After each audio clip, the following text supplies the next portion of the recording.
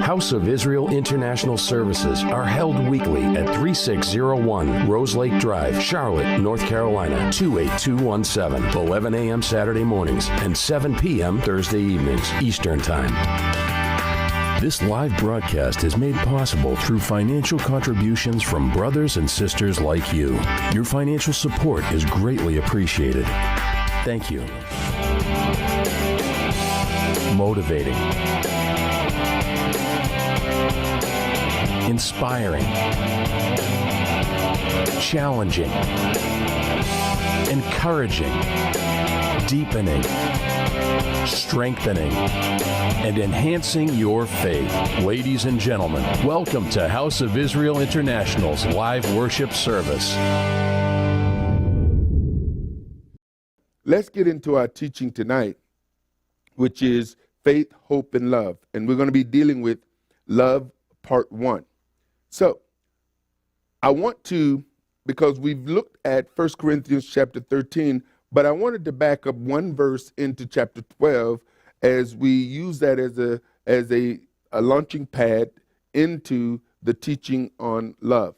And here in 1 Corinthians chapter 12, verse 13, it's the last, 31, it's the last verse in chapter 12 before it transitions into chapter 13. And what it says is, but covet earnestly the best gifts. Now, what Paul has done is that he has walked through chapter 12, verse 1, all the way through verse 31, and he spoke on 9 particular manifestations of the Spirit.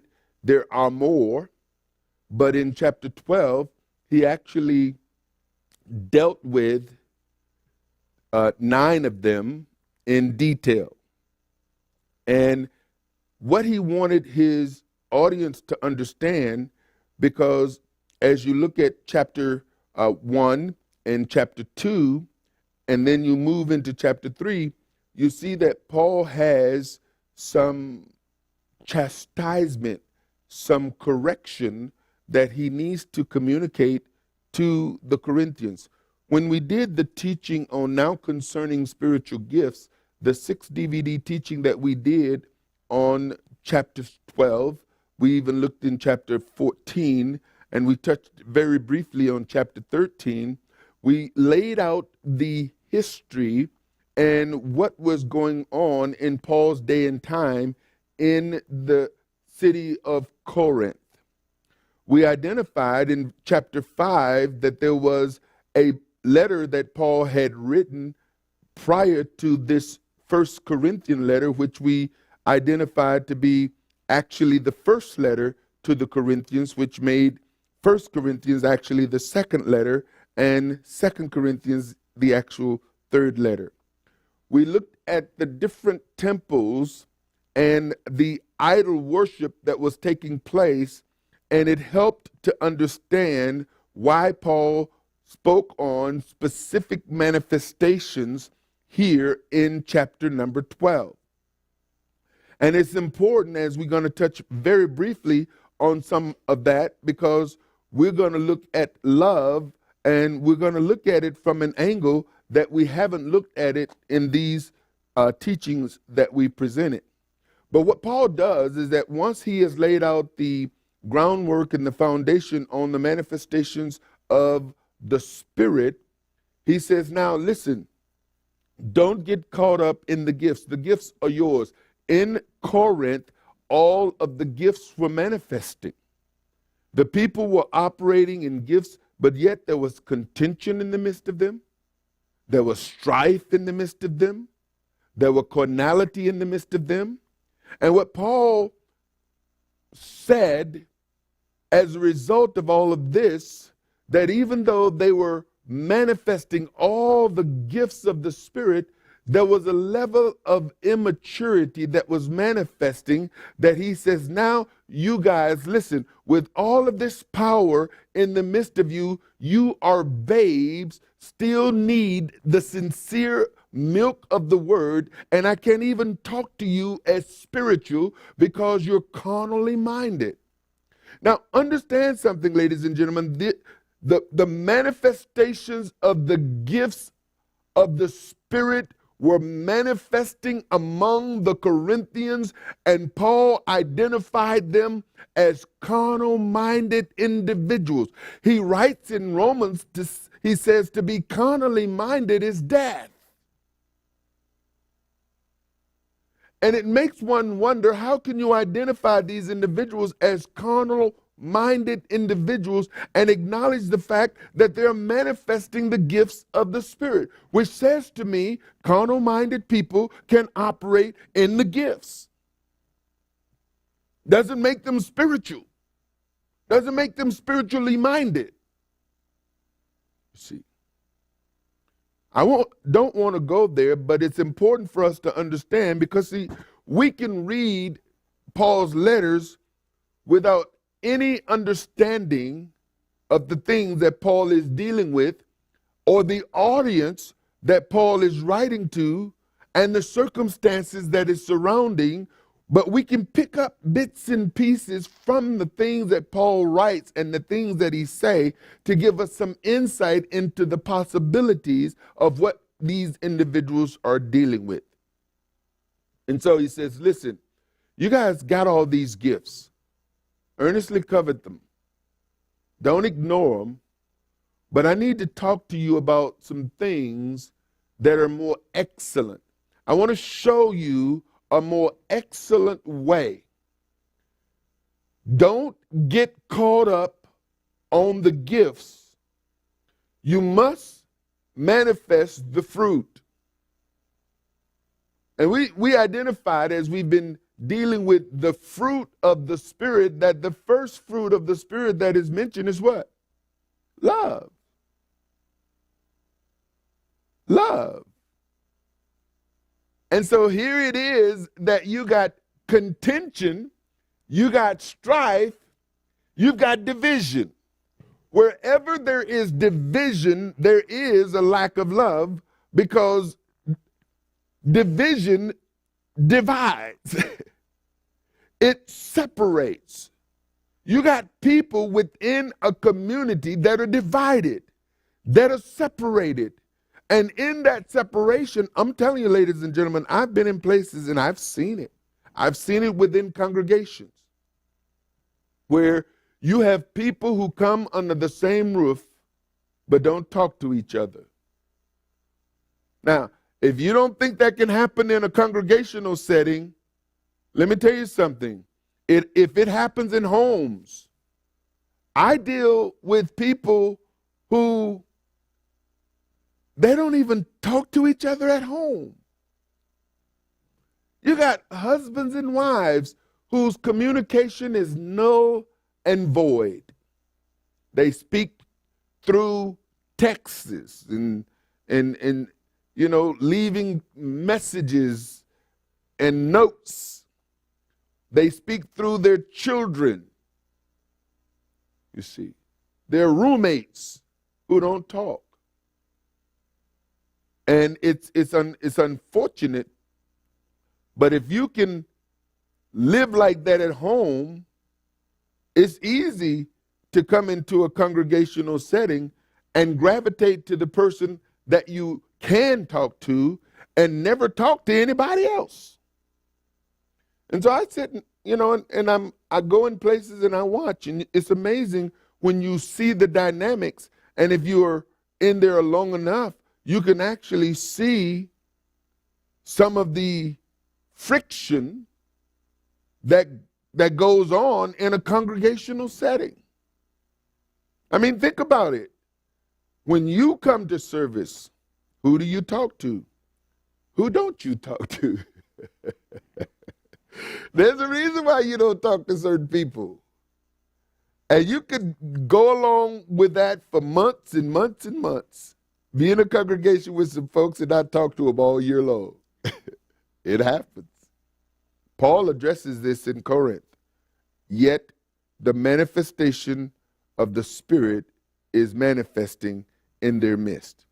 So he says, listen, it's good that you got these gifts operating in the midst of you, but I want to show you a more excellent way. Because if you got all these gifts operating and you lack this, you're empty.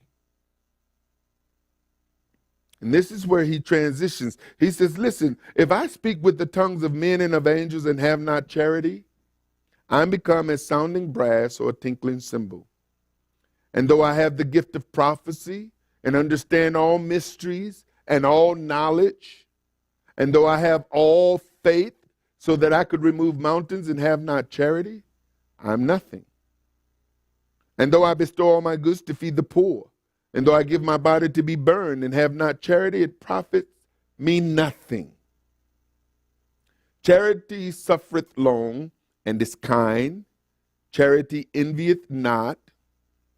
Charity vaunteth not itself, is not puffed up, does not behave itself unseemly, seeketh not her own, is not easily provoked, thinketh no evil, rejoiceth not in iniquity, but rejoice in the truth, beareth all things, believe all things, hope all things, endure all things.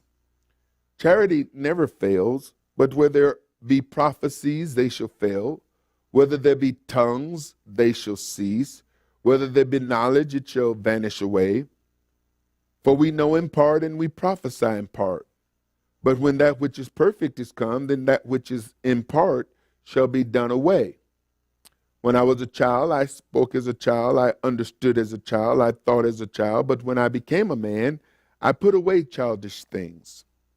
For now we see through a glass darkly, but then face to face. Now I know in part, but then shall I know, even as also I am known. And now abideth faith, hope, charity. These three, but the greatest of these is charity. And so we're going to go through this particular chapter and we're going to look at the things that Paul is writing about in order to understand, because what he does is that he's speaking about spiritual gifts in chapter 12, and then he takes a break from speaking about spiritual gifts, and he begins to talk about the characteristics that are important for individuals to truly manifest the gifts the way they are intended. And then he transitions back into spiritual gifts, specifically the areas of prophecy and the areas of tongues.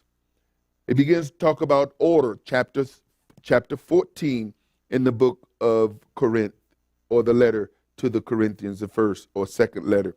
And so what he's talking about here, ladies and gentlemen, is that he wants the audience to understand the importance of us taking on specific characteristics to be identified with the one that we say we represent. And so, the King James Version uses the word charity instead of love to translate the Greek word Paul. Now, the word here, charity, is the word agápē. And when you insert charity instead of love, it plays on the mind of the people that are hearing it, because charity and love doesn't invoke the same definition in one's mind. When I hear the word charity, I think of benevolence. I think of an organization that is a charitable organization that does good work. I think that this is a charity that could be for the poor, but there are some very wealthy charities that are out there that operate in other areas. There are women charities, there are men charities, there are children's charities. And so when I hear the word charity in the Western mind, then I hear organizations that are nonprofit in nature that do good work among certain people group. Benevolence, that's another word that comes to my mind. But Paul is not necessarily talking that language, although one could take it down that particular path.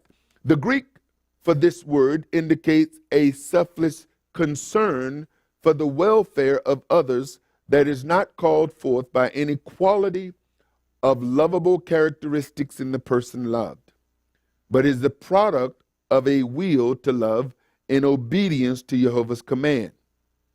It is like Messiah's love manifested on the cross. And so now I got to deal with the Western side of my brain that hears charity. And then I got to look at this word, which is a Greek word, and try to get the understanding of the Greek. But there's another piece here. Every other version or translation uses the word love instead of charity.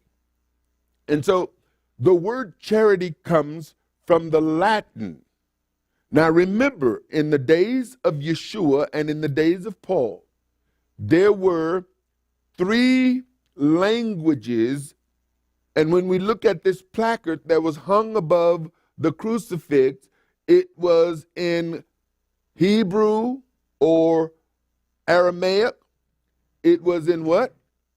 Greek and Latin. The Romans were of Latin status. The Latin is Roman.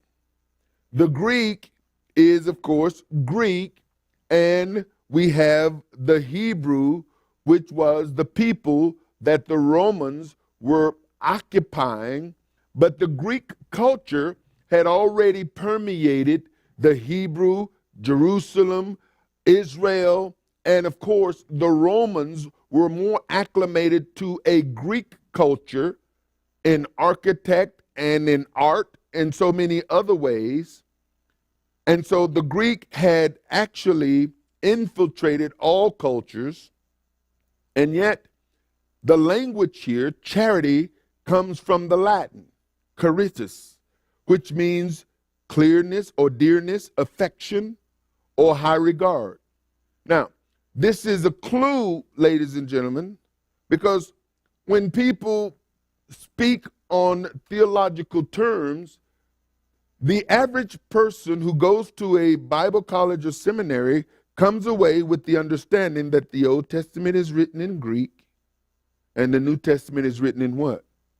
I'm sorry, the Old Testament is written in Hebrew and the New Testament is written in what? Greek. And yet you have Latin words. You see, you've got Latin influence, which is Catholic influence, Roman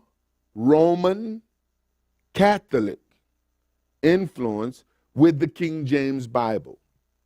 And you have to know this. Now, I know that there are people out there who despise the King James, and I understand there's a lot of reasons that people bring to the table as to why the King James Bible has its issues. And yet, there are people who swear by the King James Bible. I use the King James Bible because, as I've said so many times, it is the only Bible that has the tools for interpreting that you can really get down to the bare bones of what is being said. And with that, you have to be able to research and make sure that you come away with the right understanding versus coming away with other understandings that many of the different translations and versions of the Bible out there, you have to rely. When I read certain Bibles, I have to rely on the author. I can't research it. I have to trust that this person has done an adequate job in putting the right words in the right place and not leading me to a conclusion. The word charity is typically used for acts of benevolence. Therefore, the word love is a better translation of agápē than charity. Now, the word agápē means brotherly love, affection, goodwill, love, benevolence. And the thing of it is that it is used 86 times as the word love. is only used 27 times as the word charity. And so you will find the word love and charity. How many of you have heard the verse that says love covers a multitude of sin? Have you heard that? Find it.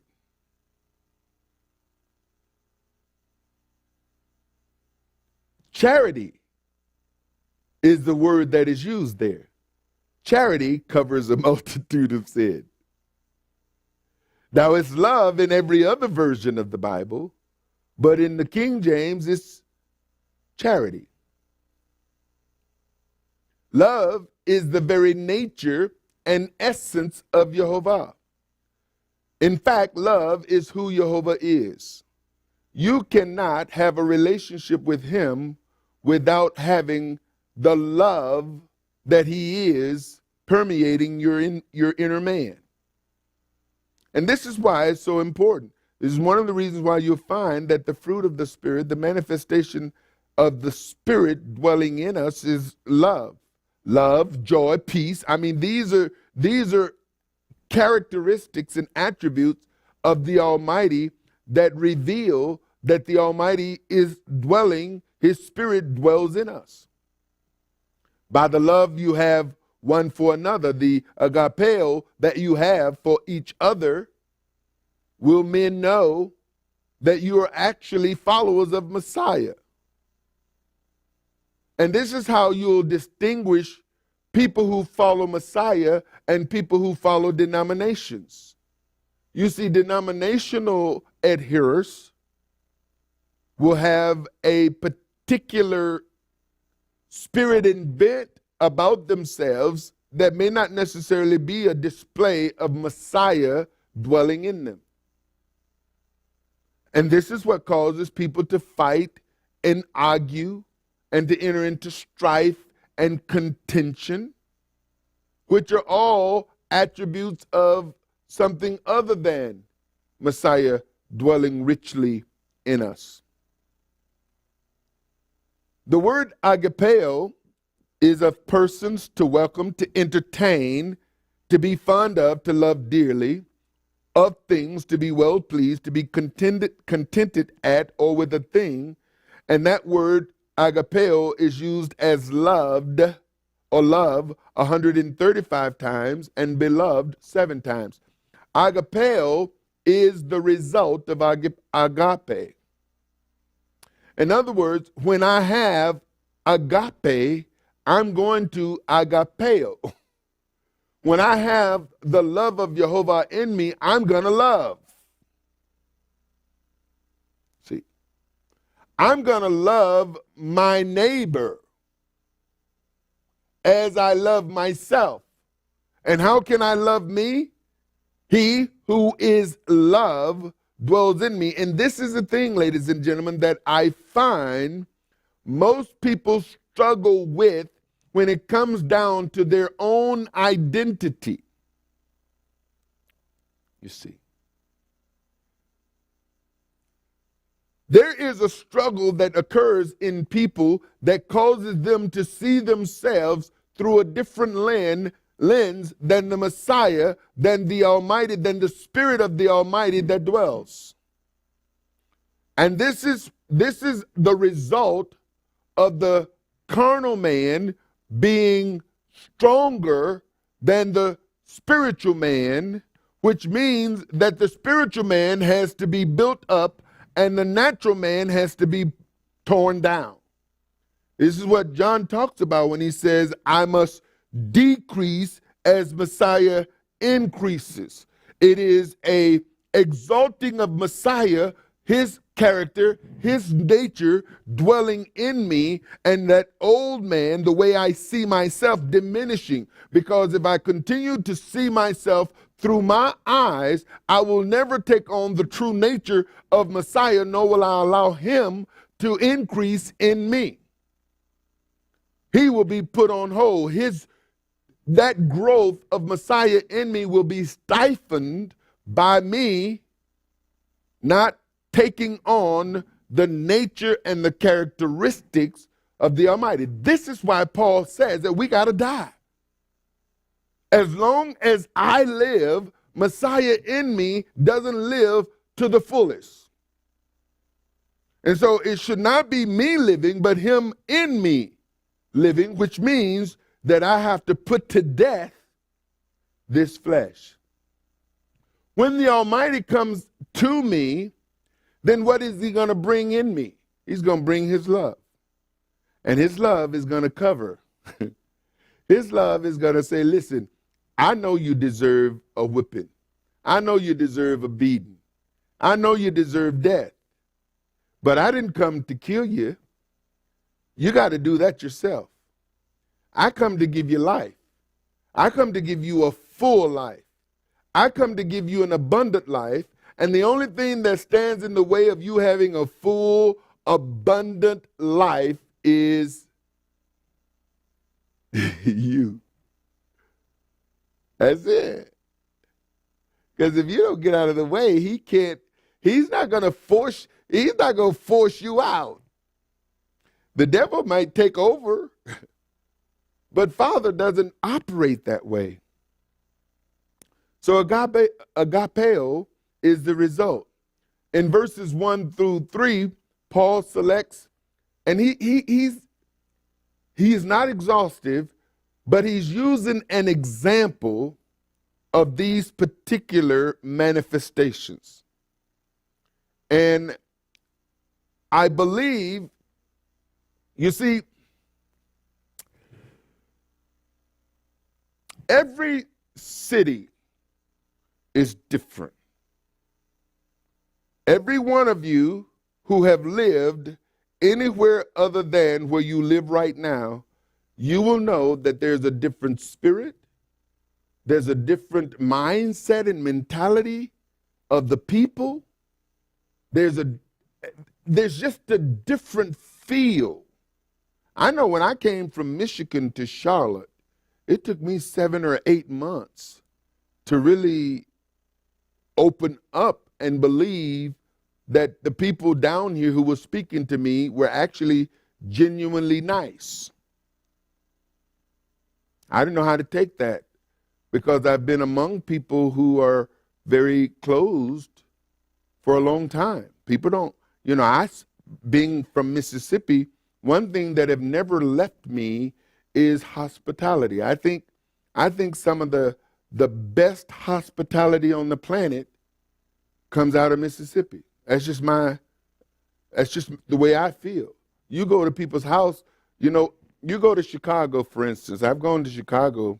People take turns eating so they don't have to offer you nothing. It's like folks just take turns. They'll sit there and entertain you. One of the things we found out about folks in Chicago, they'll offer you alcohol before they offer you food. And you smell food, you smell it, and you'll see folks come in and they'll sit down and talk to you and somebody else. They go eat, they come out, they sit down and talk to you, somebody else go eat. In Mississippi, folks may not have nothing but a bowl of hot water with a few beans in it, but they're going to offer you some. Folks are going to give you what they got, and it may not be much. That's that Southern. And it's not just Southern hospitality. There's Southern hospitality, but no hospitality compares to that Mississippi hospitality, at least nowhere I've been. And the thing is that there's a level of there's a spirit in Mississippi that is different than the spirit of Alabama. And there's spirits in Jackson, Mississippi that is different than the spirit in Cleveland, Mississippi. And you'll notice that when you go to the north, there are people who have certain ideology about Southerners. There's stereotypes. Now, the point I'm trying to make is that every city is different, and the people that are in those cities are different than the cities that you are accustomed to, which means that there takes a moment. That is the result, ladies and gentlemen, of a spiritual environment that is over certain geographical locations. If you're not able to discern these things, there's spirits of poverty, there's spirits of violence, there's spirits of insanity, there's spirits of murder, there's there's oppression. There's some cities, you cross the state line and there's an oppression. You can feel that thing come upon you. I felt this in certain churches that I've gone in.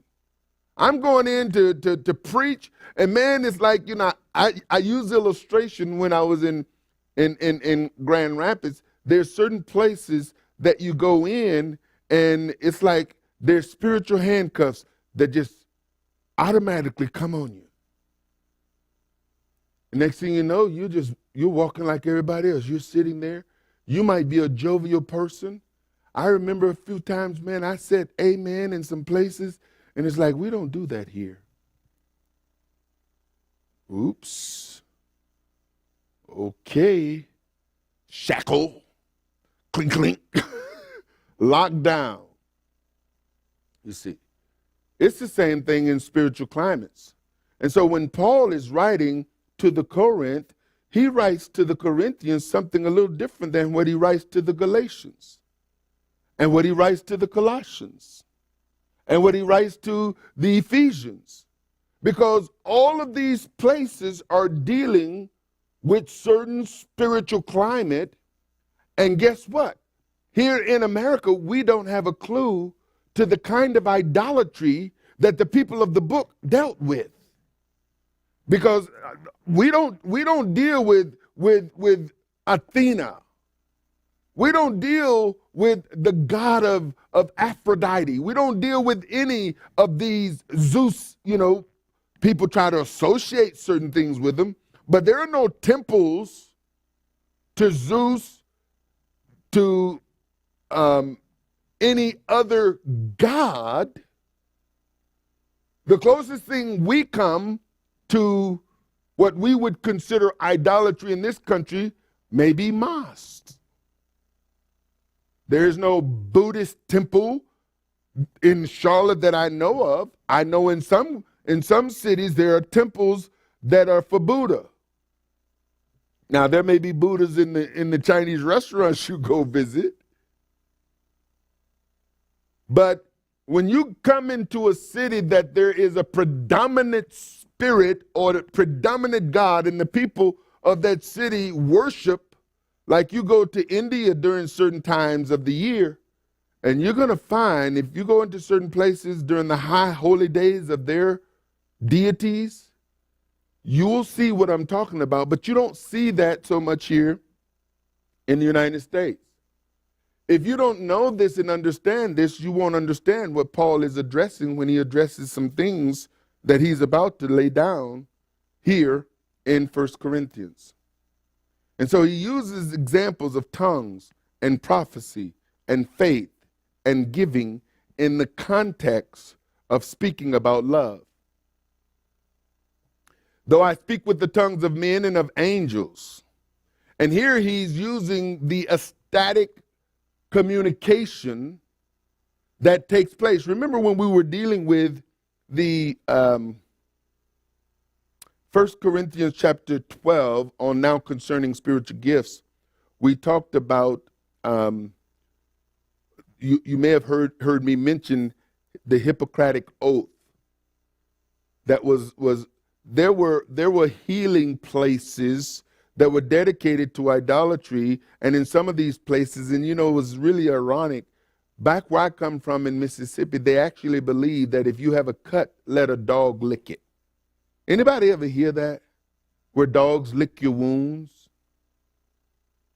Well, they had places in Corinth that were healing places where you had people who would come under these spirits, and they would utter gibberish. They would get visions.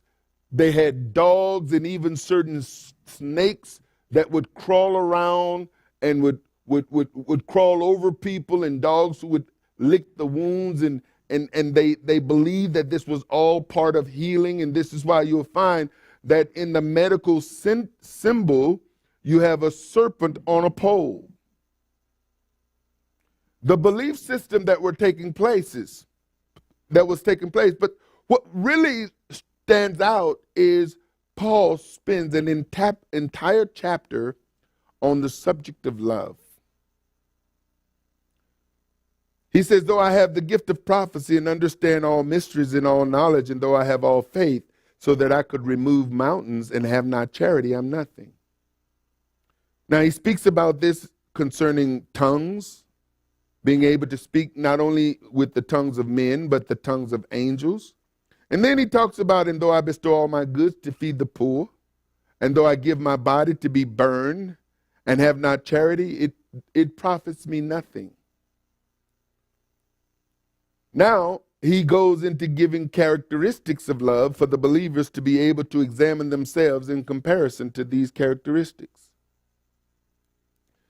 Paul also writes to clarify and give understanding of what biblical love was, because the Corinthians were confused on the subject based on their religious practices. There were 13 gods and goddesses that were publicly worshipped in Corinth. And this is where background information comes in. This is why when you're dealing with certain letters that Paul writes, or any letter, we talked about in the discipleship training, that you want to know, okay, who wrote it? To whom did they write? Why did they write? And when? And when you answer these particular questions, then it helps you to understand some of the content of what is being written. Paul is writing to a people who are now coming into faith in Messiah, who have the background not so much of denominationalism, but idol worship. Today, we deal with people who come from various denominations. But even the denominations that they come from, they have an understanding of Jesus. They have an understanding of denominational understanding of the Bible. And so one thing that people, we all agree is, whether we call him Yeshua or they call him Jesus, that there is one who came to pay the price for our sin. On many levels, we're kind of on the same page. We may not agree with the fact that Saturday is the Sabbath versus a Sunday worship. We may not agree on the fact that, we don't celebrate Christmas and Easter, but we celebrate the feast of YeHoVaH, the biblical feast. These are the kinds of things that we come in contention with people, but for the most part, they belong to a church. They read the Bible and they call God, God, and the Lord, Lord, or Jesus, Jesus. See, and they might eat pork and we don't, and all kinds of other abominable things. But what Paul is dealing with is on a whole nother level. These people never heard of Jesus or Yeshua. You see, they are accustomed to taking their offerings to a temple and various temples for various reasons. So if I'm going to go to war, I sacrifice to that God. If I'm going to go to and I want to prosper, I sacrifice to that God. If I need wisdom, I sacrifice to that God. If I want to deal with hexes and spells and voodoo, I sacrifice over here. You got people who are sacrificing to they weren't just dealing with one or two, they were dealing with various gods. And now these people are coming out of their temple, which they are accustomed to. I'm not beholden. Zeus don't say you can't worship Athena.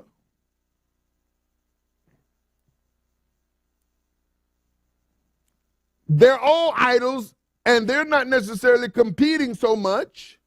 They're just building bigger and bolder temples to attract worshipers who will come in and sacrifice and pay, whatever the case may be. And okay, long as you come and spend some time over here, because you might have what you call niche gods. specialty gods. Okay. Now, a person comes to Yeshua and they say, you got to give all that stuff up. What? See, there's the difference. There's the freedom to worship whoever, whenever, with no jealousy or contention. And now you come into this faith and you can only worship one God. You got to cut all that other stuff. Now they didn't identify their gods as idols. They may have taken the souvenir, a replica of their God, which might be considered an idol, but not necessarily the God. It's we who and YeHoVaH who are calling them idols, because an idol is nothing. You're worshiping something that is nothing. You're worshiping something that is made of some kind of metal, some kind of stone, some kind of composite, wood, stubble, whatever it is. But it's nothing. It's made with men's hands. And he's saying you need to get away from that. So they've got 13 of these gods that are prominent and have temples where people go and worship. Here's a list of some of them. Well, here's a list of the ones who had temples. Zeus, Hades, Poseidon, Artemis, Apollo, Hera, Hestia, Ares, Athena, Aphrodite, Hephaestus, Hermes, and Dionysus. These were all temples. Now, Aphrodite was the Greek goddess of love. That should be a clue. Aphrodite was the most beautiful among the Olympian goddesses. Her Roman name was Venus.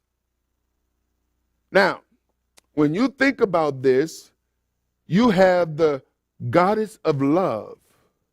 So if a person wants to find a mate, if a person is having problems in their relationships, if a person wants to enhance their relationship. See, Aphrodite, and you'll find today, there are things that people take and eat that are for Aphrodite.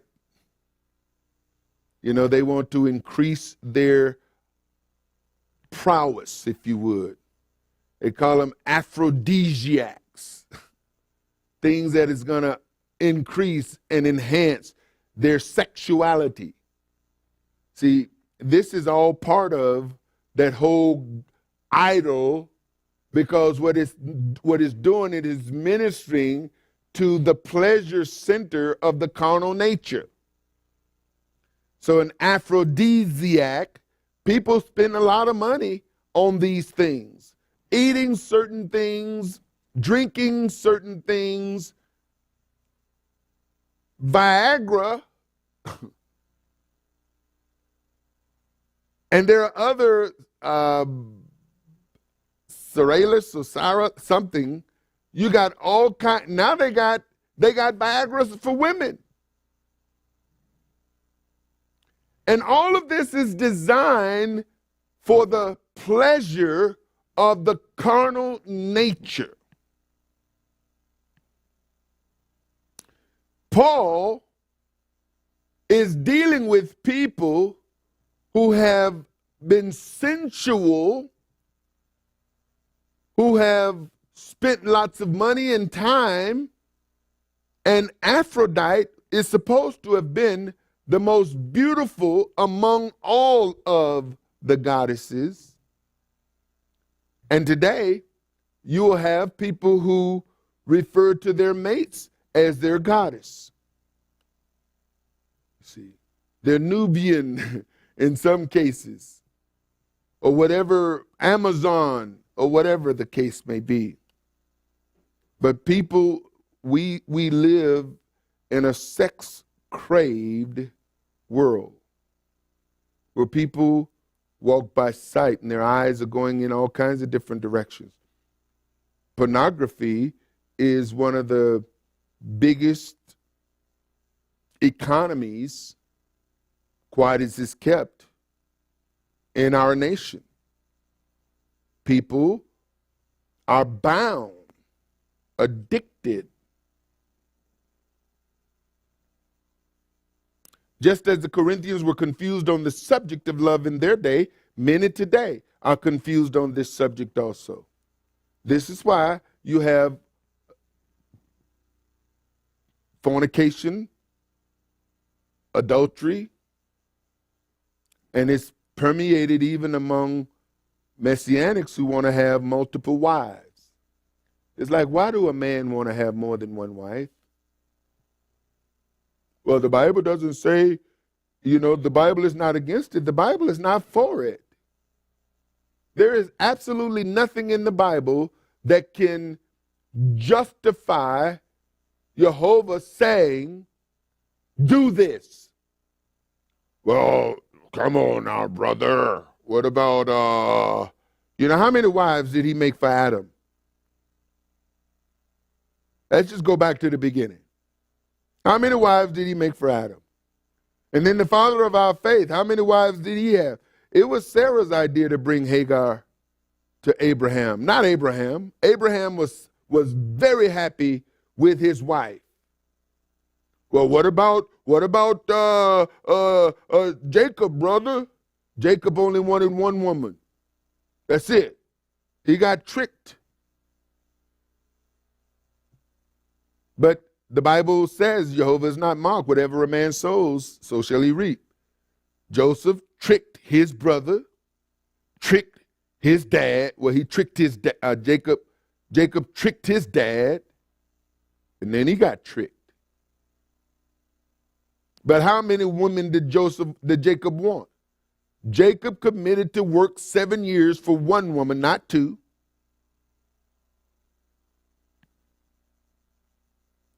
And nobody in the Bible, nobody who was a lover of YeHoVaH desired more than one wife.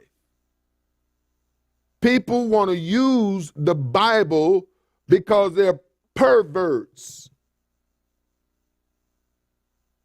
They want to have multiple wives, not for the sake of having children, although that's another excuse that they use, but so that they can get their sex on. Because it's all about sex, ladies and gentlemen. If people would be honest enough to admit it. So many today are confused, even in the religious community. What love is and how to express love has become quite confusing among people of the world. People reference love totally disconnected from God. And that's the expression of love in our society today. The world refers to love in the following ways, and it has absolutely nothing to do with the Almighty. I'm in love. I love you. I love you with all my heart. Let's make love. And of course, making love. And it's like, since when did making love become sex? Because that's what it is. When you hear people talk about making love, that's what they're talking about, making sex. How can two people who aren't married make love? Unless it's a worldly concept. Has absolutely nothing to do with the Almighty. Because the love of YeHoVaH says if you have sex and you're not married, then you're invoking the wrath of YeHoVaH. So that's not the love of God. Unfortunately, many in the religious world today look to books on the subject of love, and probably the most read among Christians about love is love among man and woman, or love among husband and wives. So men want to go to seminars on love. And yeah, it'll be sprinkled with some words, but it basically deals with how to increase the intimacy between a man and a woman, how important intimacy is between a husband and wife, and it is important. But the main goal for intimacy between a man and a woman is to please the Almighty, not just to please self.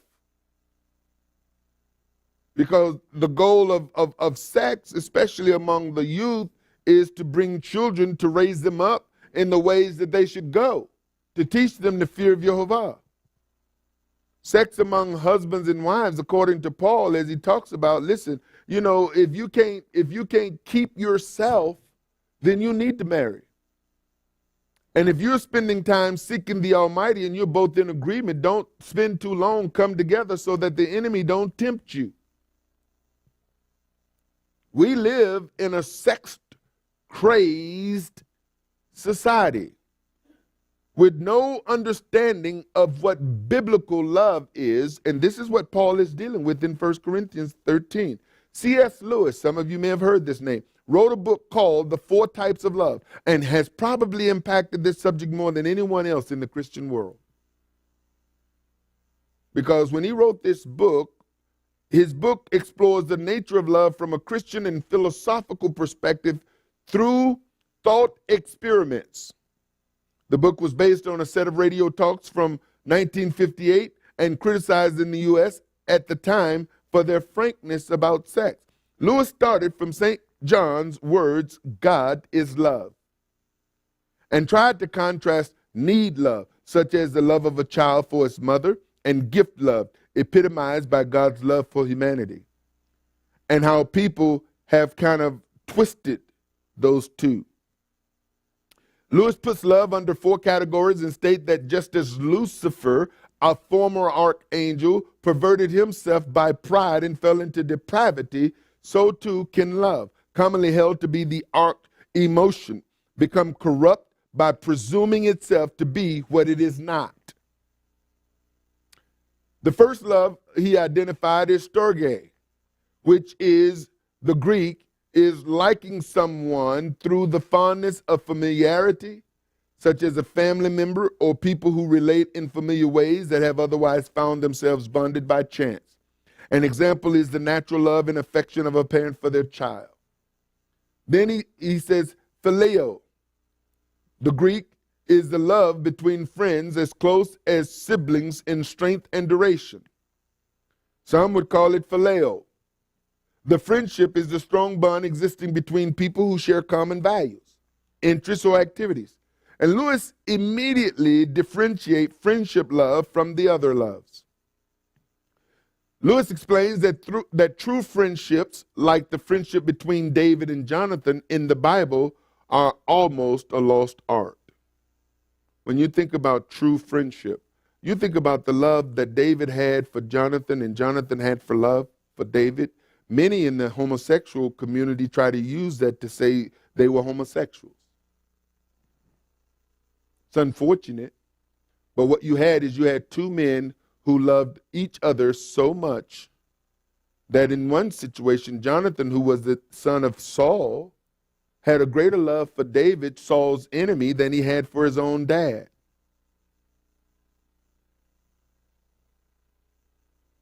Eros, for Lewis, was love in the sense of being in love or loving someone, as opposed to the raw sexuality of what he called Venus. Now remember, Venus is the Roman version of Aphrodite.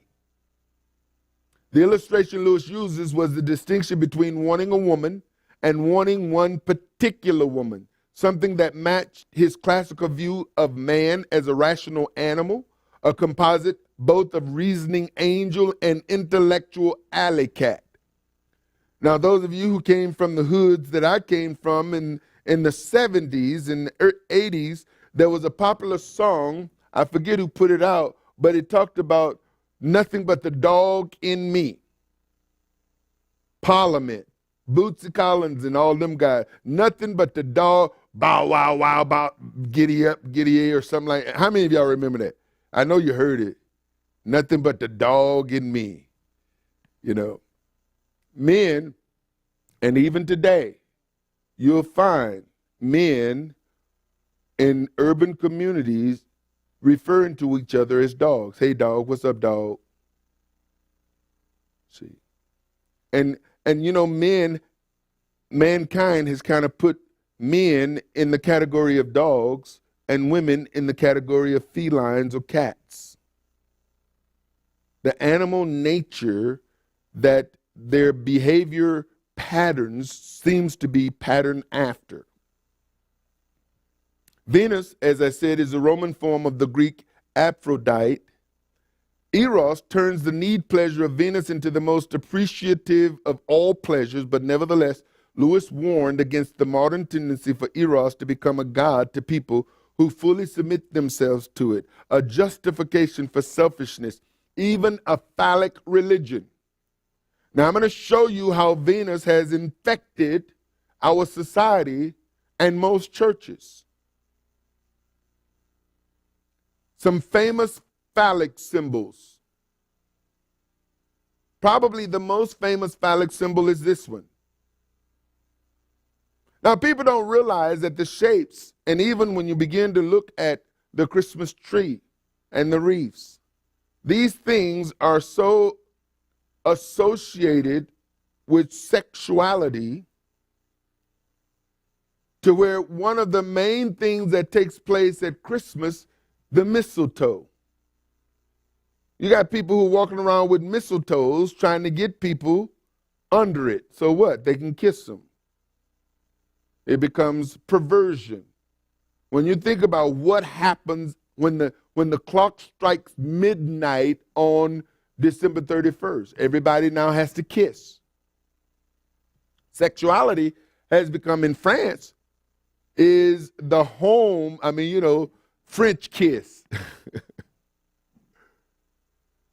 France is probably one of those countries where people associate love and love making and even the language and the food and the wines and everything else. Another famous phallic symbol is in our nation's capital. No obelisk. And you know what?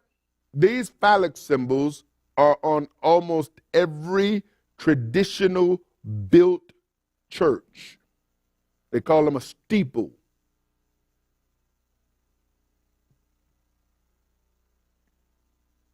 Now, the religious people will tell you it represents something else. Charity is the love that serves regardless of changing circumstances.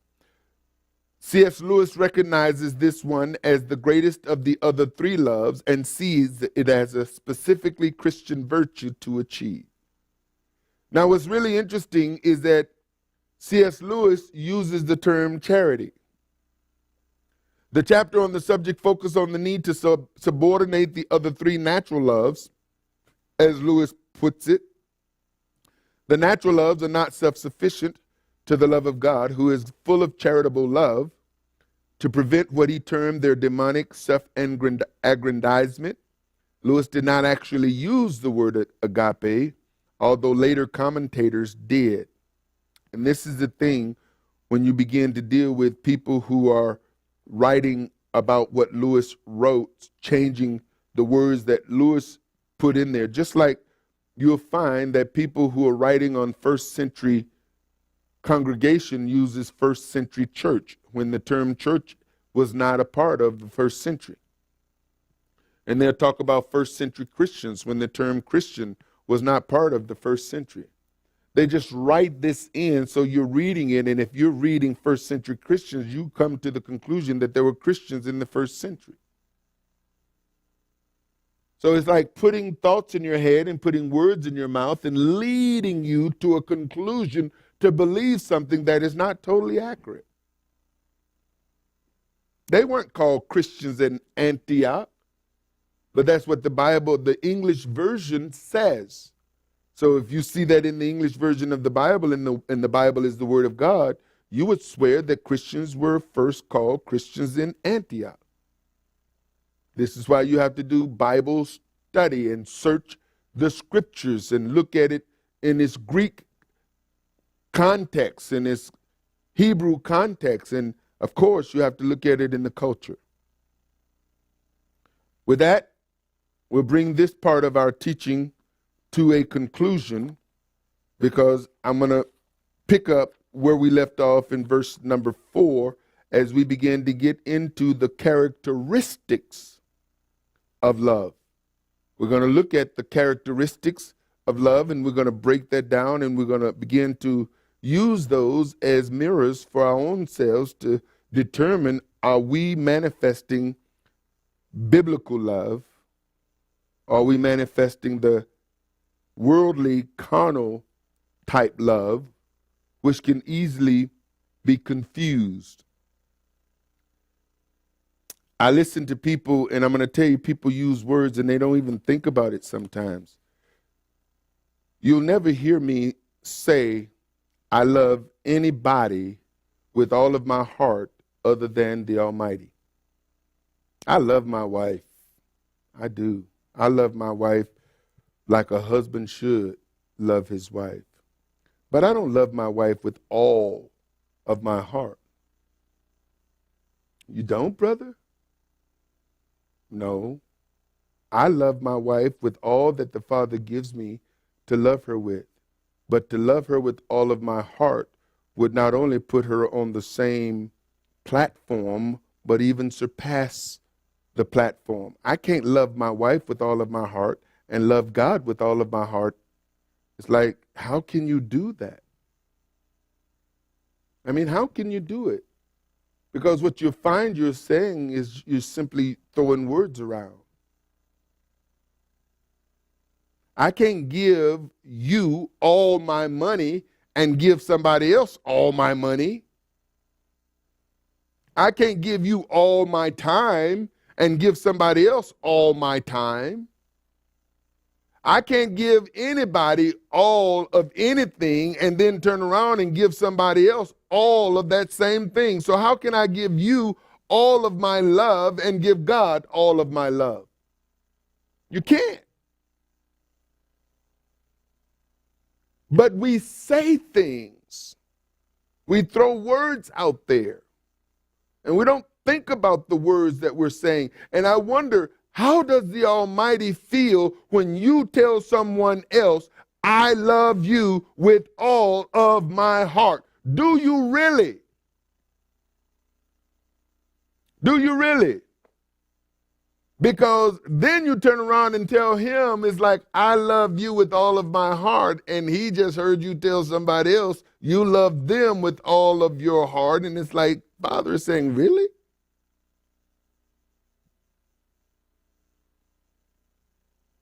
But brother, you're just getting too technical. No. I'm calling, if you look at it from a legitimate, logical perspective, you know, if I only got $1 to give, I can't give $2. Can't give you all of the dollar and give somebody else all of the dollar, can you? I can give you 50 cents and give somebody else 50 cents, or give you 75 cents and give somebody else a quarter, but I can't give both of you all of the dollar. It doesn't, as Spock would say, it doesn't compute. It's illogical. It's just illogical. So we have to be careful, because I'm going to tell you something. Just as we throw those words around, we just throw words out there. Just throw words out like they're nothing. And we don't realize that those words have power, because, you know, I would dare say that if you told your wife you loved her with all your heart, and she heard you on the phone telling somebody else you love them with all your heart, that ain't going to fly over well, even if you're talking to your mama.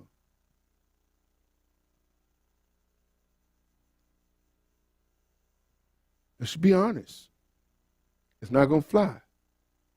You hear your wife telling somebody else that, or your girlfriend, or your significant other, or whatever you want to call it, it just doesn't fly. You're setting yourself up for some confrontation right there. And so let's not treat our Elohim like that. Let's show him the respect and honor. And it doesn't minimize anyone by you respecting and honoring the Almighty. You say, well, it's technical. You need to learn to be technical. Because Father is quite technical, believe it or not. Say what you mean what you say. Don't talk out both sides of your mouth. When we understand biblical love, it causes us to be cautious as to how we speak, because oftentimes people who are saying things are not thinking about what they're saying. They're quick to speak, not slow to speak. You see. So the more we understand biblical love, we understand now when it comes down to loving my wife in all the capacity a man can love his wife, he can do that. But my wife is not God and your husband is not God. That's a whole different category there, ladies and gentlemen. And he's saying that he wants you to love him with all of your heart, with all of your soul, with all of your mind, with all of your strength. Can't do that with anyone else but him. Father, we thank you for our time here tonight. We bless you. Help us to walk in your word, in the fullness of your word, and in the fullness of your truth, and help us to be mindful of the words that we speak and the things that we say. We want your love to dwell in us richly. We want your love to permeate our entire being. We want to be fully consumed by your love, knowing that you are love, and therefore we are fully consumed by you. And so we bless you and we honor you tonight, and we thank you and bless you in Yeshua's name. Amen.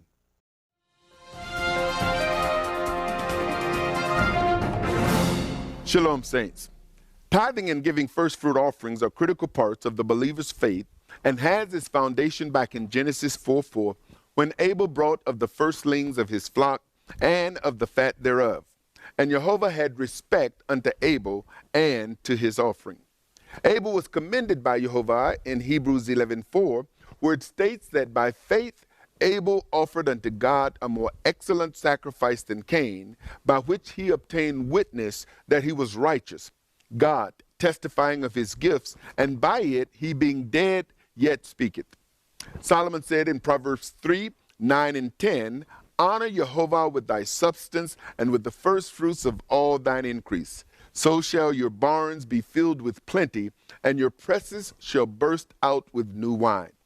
The prophet Malachi wrote in chapter 3, verse 11 and 12, to bring ye all the tithe into the storehouse, that there may be meat in mine house, and prove me now herewith, says YeHoVaH of hosts, if I will not open you the windows of heaven and pour you out a blessing, that there should not be room enough to receive it. And I will rebuke the devourer for your sakes, and he shall not destroy the fruits of your ground, neither shall your vine cast her fruit before the time in the field, says YeHoVaH of hosts. And all nations shall call you blessed, for you shall be a delightsome land, saith YeHoVaH of hosts. When we tithe and give offerings consistently in obedience to YeHoVaH's commandments, we can count on him to keep his promises to us and consistently meet all of our needs. It is our Father's desire to bless you. However, it begins with you and your act of obedience to tithe and give offerings. Do it today. Shalom. For more information, visit www.arthurbaileyministries.com or call 888-899-1479. House of Israel International Services is made possible through financial contributions from brothers and sisters like you. Thank you.